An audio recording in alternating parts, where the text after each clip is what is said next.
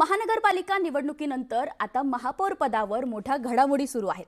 यातच उपमुख्यमंत्री एकनाथ शिंदे यांनी शिवसेनेच्या सर्व नगरसेवकांना हॉटेलमध्ये ठेवलंय. त्यामुळे अनेकांच्या भुवया उंचावल्यात. दरम्यान एकनाथ शिंदेंनी रविवारी हॉटेलमध्ये ठेवलेल्या सर्व शिवसेनेच्या नगरसेवकांची हॉटेलमध्ये जाऊन भेट घेत संवाद घेतलाय.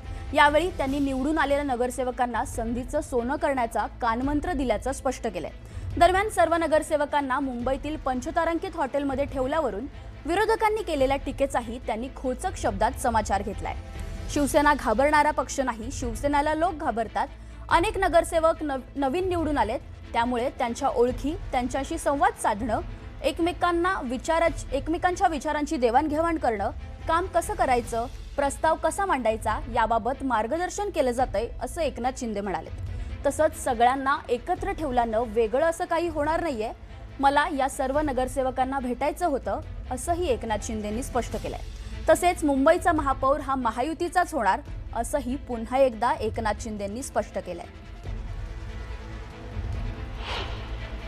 अरे शिवसेना घाबरणारी पार्टी आहे का?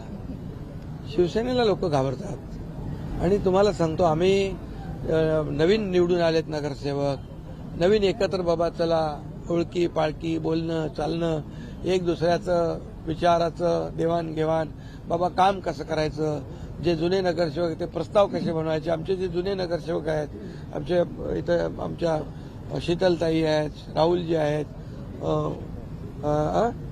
यांचं आपल्या त्या बाबतीमध्ये मार्गदर्शन होत आहे. बाबा कसे प्रस्ताव बनवणे, कसं आपलं निधीचं प्रोव्हिजन करणे, या सगळ्या गोष्टी आहेत. आणि एकत्र सगळ्या ठेवल्याने काय त्याच्यामध्ये असं काही नाही. मला यांना भेटायचं होतं येऊन.